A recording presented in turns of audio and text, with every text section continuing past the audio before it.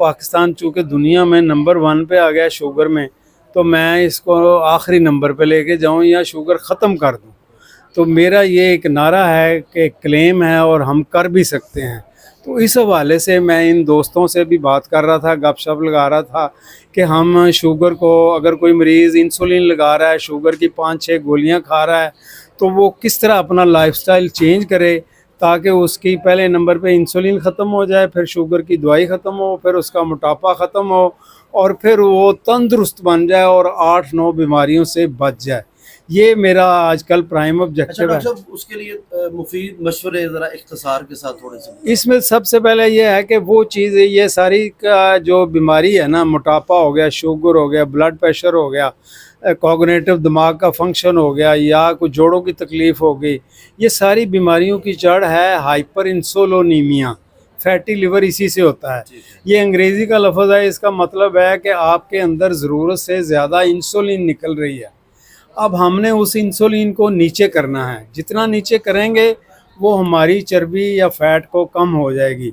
अब उसको ज़रूरत सादा सी है कि उससे जिस चीज़ को खाने से हमें इंसुलिन को हज़म करने की ज़रूरत पड़ती है वो चीज़ ही ना खाएं। वो चीज़ें क्या हैं? नान, कुलचा, रोटी, डबल रोटी, बोतल, जूस, दूध, दही, फल, बेकरीज और मिठाइयाँ। ये चीज़ें हम कुछ देर के लिए अपनी लाइफ से निकाल दें।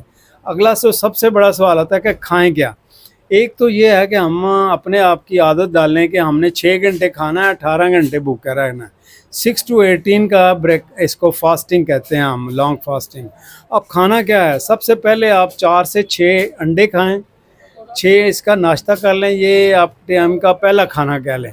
जर्दी से कोई प्रॉब्लम नहीं होती, कोई कोलेस्ट्रॉल नहीं बढ़ता, कोई ब्लड प्रेशर नहीं होता, कोई गर्मी नहीं होती, कोई मैदे को तकलीफ़ नहीं देती है।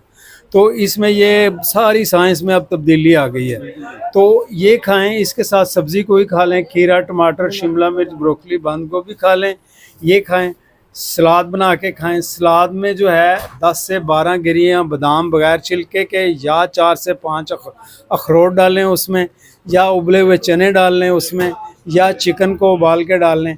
रात का खाना अगर नहीं मिलता बड़ा गोश्त या रेड मीट, तो जो पकता है वो खाएं, लेकिन रोटी कम से कम खाएं, सारी सब्जियां खाएं सिवाय आलू के। ये शॉर्ट मैसेज है। और 4 से 5 लीटर डेली पानी पिएं।